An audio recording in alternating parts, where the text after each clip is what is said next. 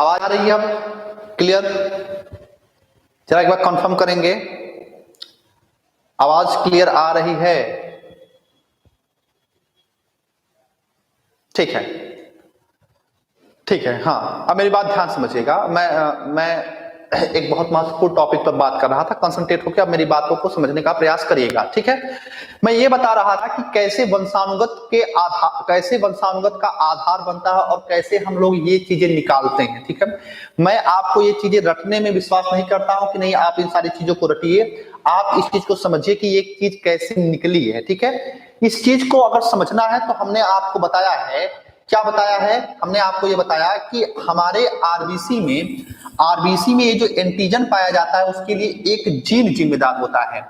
हमारे आरबीसी में ये जो एंटीजन पाया जाता है जिसके कारण हमारा रुधिर अलग अलग प्रकार का होता है, उसके लिए एक जीन रिस्पॉन्सिबल होता है और उस जीन का नाम होता है आइसो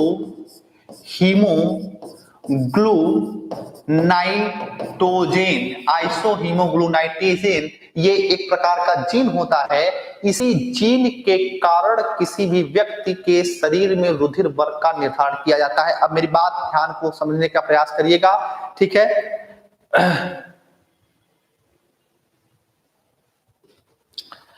आवाज नहीं जा रही है? आवाज क्लियर जा रही है? वीडियो जा रहा सही?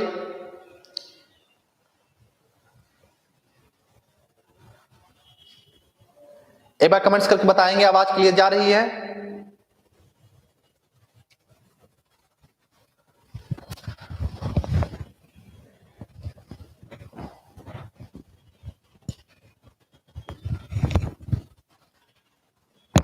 क्लियर है? चलिए क्लियर है। अब मेरी बात ध्यान समझिए, ठीक है? ठीक है, 5 मिनट के लिए थोड़ा सा धैर्य बनाए रखिए। 5 मिनट में मैं ये टॉपिक कवर करने की कोशिश करता हूं, ठीक है? हाँ, अब मेरी बात ध्यान समझिए। हमने कहा कि जो वंशानुगत के आधार पे हम ब्लड का निर्धारण करते हैं वह हमारे आरबीसी में जो एक प्रोटीन पाया जाता है जिसको हम एंटीजन कहते हैं, उस एंटीजन का निर्धारण कौन करता है? ये आइसोहीमोग्लूनाइटेजेन नामक एक जीन होता है, जीन। इसी जीन के लिए बेसिकली हमारे शरीर में कुछ भी होता है तो उसके रिस्पॉन्सिबल क्या होता है? जीन। हमारे शरीर में कोई भी लक्षण निर्धारित होता है तो उसके लिए क्या होता है? जीन ही निर्धारित करता है। कोई व्यक्ति कितना लंबा होगा, कितना छोटा होगा, कितना गोरा होगा, कितना काला होगा, कितना बुद्धिमान होगा, इन सारी बातों का निर्धारण कौन करता है? ये जीन ही करते हैं। तो आइसोहीमोग्लूटाइनेजन को आपको नहीं याद करके केवल आपको एक शब्द याद रखना है, क्या? ये आई, ठीक है? आई प्रकार का जीन जो है ये वंशानुगत को आधार बनता है। अब मेरी बात ध्यान समझिए। अब 4 मैं आपको पॉइंट बताता हूं, उन 4 पॉइंट को आप याद रखेंगे, बाकी किसी तरीके से सवाल आएगा आप सॉल्व कर ले जाएंगे, ठीक है? और वो चारों पॉइंट्स बहुत आसान हैं। या तो आप उन सारे 4 पॉइंट्स को याद रखिए या तो आप इस चार्ट को याद रखिए। इस चार्ट को याद रखने का कोई मतलब नहीं क्योंकि आप एग्जाम में कंफ्यूज कर जाएंगे, ठीक है? मैं पहली बात बता देता हूं। तो आपको 4 पॉइंट क्या याद रखने हैं? देखिए, अगर हमसे आपसे पूछें कि ए में कौन सा जीन पाया जाता है जो रुधिर वर्ग का निर्धारण करता है, तो आप कहेंगे कि सर ए में जो है आई ए पाया जाता है और आई ए पाया जाता है, दोहरे में, जोड़े में रहते हैं। तो आई के ऊपर ए लिखेंगे, आई के ऊपर ए लिखेंगे। क्यों ए लिखेंगे? क्योंकि ए रुधिर वर्ग की बात हो रही है और आई को हम इस वजह से लिख रहे हैं क्योंकि आई नामक जीन है, हमने आपको बताया। एक दूसरा फार्मूला है, ये आई ए लिखना है और आई ओ लिखना है। अभी क्या इसका प्रयोग होता है अभी मैं इसको बताऊंगा, अभी इसके बारे में हम बताऊंगा आपको। तो केवल आपको क्या याद रखना है? केवल एक जगह दिमाग में छोटा सा जोर देना है कि ए का जब हम निर्धारण करेंगे तो ये 2 फार्मूले हमारे काम में आएंगे, आई ओ याद आएगा। तो केवल एक पॉइंट यही आई ओ याद रखना है, बाकी सब क्या है? ए रहेगा। ठीक उसी प्रकार से अगर हम बी की बात करें, तो बी में आप क्या कहेंगे? बी में भी आप क्या कहेंगे? एक आई, अब क्या कहेंगे? ए जहां था वहां आप क्या कर देंगे? बी कर देंगे। अब दूसरा जहां ए था उसको आप क्या कर देंगे? बी कर देंगे, ठीक है? और दूसरा जो होगा वो क्या कहेंगे? आई बी कर देंगे क्योंकि यहाँ पे बी बी बी, क्यों? क्योंकि बी रुधिर वर्ग की बात हो रही है और यहाँ पे आई ओ था तो आई ओ हमने, आसान सी प्रक्रिया है, ठीक है? कोई दिक्कत नहीं होनी चाहिए। अब ध्यान समझिएगा, तीसरा क्या है? तीसरा ब्लड ग्रुप क्या है? तीसरा ब्लड ग्रुप है ए और क्या है? बी है। अब ए बी का अगर हमको निर्धारण करना है तो हम क्या करेंगे? दोनों है तो एक आई पे ए करेंगे, एक आई पे क्या करेंगे, बी करेंगे, ठीक है, बस दूसरा नहीं करना इसमें। और चौथा कौन सा रुधिर वर्ग है, चौथा रुधिर वर्ग है ओ। ओ में क्या करेंगे, एक आई पे क्या लिखेंगे, ओ लिखेंगे, और एक आई पे क्या लिखेंगे, ओ लिखेंगे। बस ये चार फार्मूले आपको याद रखने हैं, और मैं इसको फार्मूला नहीं समझता हूं क्योंकि इसको आपको याद नहीं रखना है, ये बहुत आसानी से आप याद रख लेंगे। ए का आई ए आई ए आई ए ओ आई ओ, यहां पे I B I B I B I O रहेगा, यहाँ पे आई ए आई बी रहेगा, और यहाँ पे आई ओ और आई ओ है, ठीक है। अब मेरी बात ध्यान समझने का प्रयास करिएगा कि कैसे आप रुधिर वर्ग का निर्धारण करेंगे। जैसे अगर मैं आपसे पूछूं, एक एग्जांपल मैं ले लेता हूं, बाकी चीजें मैं कल समझाऊंगा। जैसे आपसे मैं पूछूं कि आप ये बताइए कि किसी भी व्यक्ति का रुधिर वर्ग जो है, मान लीजिए जैसे कि आपने चार्ट में देखा, क्या चार्ट में देखा, मैं इसका निकाल रहा हूं ए और ए का, ठीक है, पहला एग्जांपल।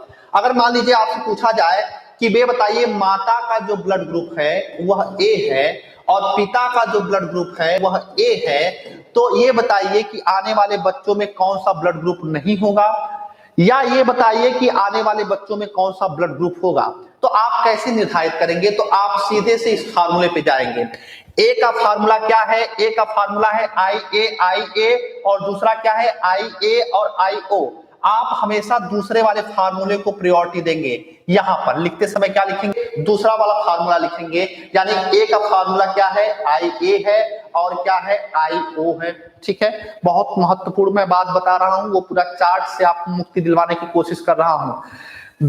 यहाँ पे ए है, पिता का भी ए है, तो आने वाले बच्चे में क्या होगा, तो ए का फार्मूला क्या है, सेम आप लिखेंगे, यानी कि आई ए लिखेंगे, और क्या लिखेंगे, आई ओ लिखेंगे। क्यों, क्योंकि यहाँ पे दूसरा वाला फार्मूला हमको लेना है।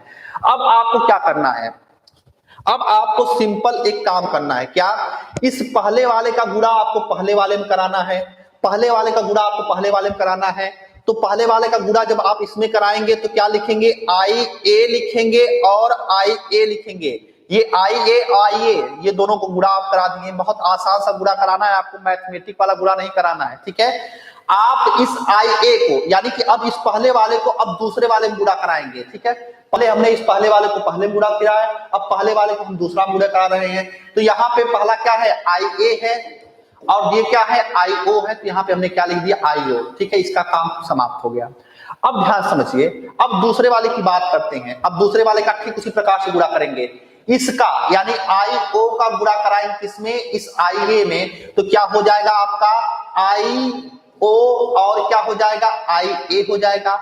अब पुनः इस दूसरे वाले का गुणा इस दूसरे वाले में कराएंगे, ठीक है। तो आप क्या लिखेंगे, आई ओ लिखेंगे, और क्या लिखेंगे, आई ओ लिखेंगे। आसान सा है, कोई दिक्कत नहीं होना चाहिए।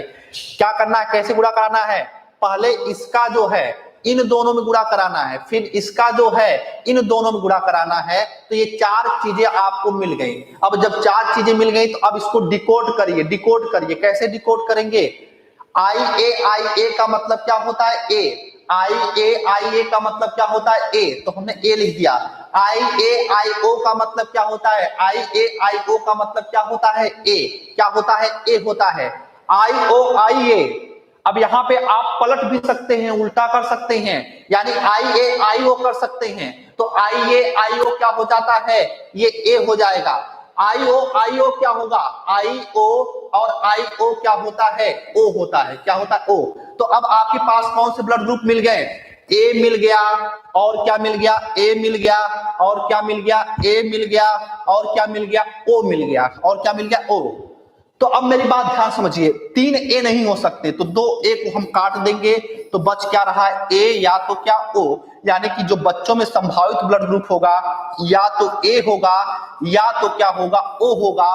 तो जब ये संभावित है तो क्या नहीं होगा, तो ए बी नहीं होगा, और क्या नहीं होगा, तो यहाँ पे बी नहीं होगा। यही चीज तो आप यहाँ पे निकाले हैं, ए या ओ। तो ध्यान से देखिए, ए रहेगा, तो या तो ए रहेगा या तो क्या रहेगा, ओ रहेगा। क्या नहीं हो सकता, बी नहीं हो सकता, और क्या नहीं हो सकता, ए बी नहीं हो सकता। इसी तरीके से आपको निकालना है। चलिए एक एग्जांपल और मैं ले लेता हूं ए और बी का, ठीक है। एक एग्जांपल और मैं ले लेता हूं, आराम से समझते हैं इसको भी। एक एग्जांपल और भी मैं ले लेता हूं, इसको भी समझते हैं।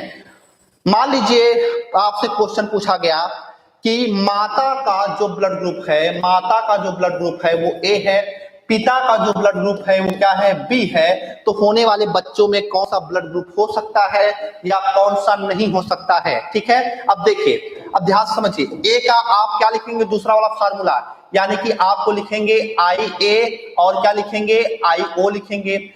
पिता बी का क्या फार्मूला लिखेंगे, या तो आई बी लिखेंगे और क्या लिखेंगे, आई ओ, ये दूसरा वाला फार्मूला आपको लिखना है। अब गुणा कराना है, कैसे गुणा कराएंगे आप, आसान सा, पहले का पहले में गुणा कराएंगे, यानी इस आई ए का इस आई बी में गुणा कराएंगे तो क्या निकल कर आएगा, आई ए निकल कर आएगा और क्या निकल कर आएगा, आई बी निकल कर आएगा। ठीक है, अब इस पहले वाले का गुणा आप क्या कराना है, दूसरे वाले में, जब पहले वाले का गुणा दूसरे वाले में कराएंगे तो क्या होगा, पहले आई ए लिखिए, उसके बाद क्या लिखेंगे, आई ओ लिखेंगे, आई ओ लिखेंगे। ठीक है, अब क्या करेंगे, अब इस दूसरे वाले का गुणा किस में कराएंगे, पहले वाले में कराएंगे तो क्या निकल कर आएगा, आई ओ निकल कर आएगा और क्या, आई बी निकल कर सामने आएगा। अब इस दूसरे वाले का गुणा आप क्या कराएंगे, दूसरे वाले में कराएंगे, एक बार दोनों में कराना है गुणा, तो आप क्या निकल कर आएगा, आई ओ का आई ओ में गुणा कराएंगे तो आई ओ निकल के आएगा, आई ओ का निकल कर आएगा। आई ए आई बी क्या होता है, आई ए आई बी क्या होता है, ए बी होता है। आई ए और आई बी क्या होता है, तो यहां पे लिखा गया है ए बी होता है, तो ये कौन सा ब्लड ग्रुप हो गया, ए बी। आई ए आई ओ क्या होगा, आई ए आई ओ क्या होता है, ए होता है, तो ये क्या हो जाएगा, ए हो जाएगा। ठीक है, आई ओ आई बी क्या होगा, ठीक है, या इसको हम क्या बोल सकते हैं, आई बी आई ओ भी बोल सकते हैं, हमने कहा पलट सकते हैं, तो आई बी आई ओ क्या होता है, बी होता है, क्या होता है, बी होता है। और आई ओ क्या होता है, आई ओ क्या है, ओ है, क्या है, ओ है। तो अब देखते हैं कौन कौन सा ब्लड ग्रुप हो सकता है जो प्राप्त होगा, वो हो सकता है, तो ए बी हो सकता है, ए हो सकता है, बी हो सकता है और क्या हो सकता है, ओ हो सकता है, यानी कि चारों ब्लड ग्रुप हो सकते हैं, चारों ब्लड ग्रुप हो सकते हैं। तो अगर माता में ए हो, पिता में बी हो, तो चारों ब्लड ग्रुप हो सकते हैं, जैसा कि चार्ट में आपको दिया गया है, चार्ट में आपको दिया गया है, इस तरीके से आप सॉल्व कर सकते हैं। तो चाहे आप सॉल्व कर सकते हैं, चाहे आप जो है इस चार्ट को याद रख सकते हैं।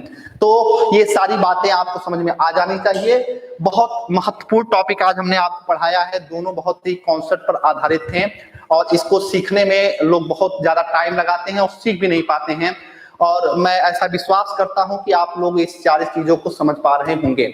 अब मिलते हैं नेक्स्ट लेक्चर में, थोड़ा सा बफरिंग भी हो रहा है और बात हम करेंगे कल आरएच फैक्टर पे, पॉजिटिव निगेटिव पर बातें करेंगे। ठीक है, और उसके पश्चात जो है आगे की कड़ी पर हम बात करेंगे। मिलते हैं नेक्स्ट लेक्चर में, इजाजत दीजिए, थैंक यू, नमस्कार, जय हिंद।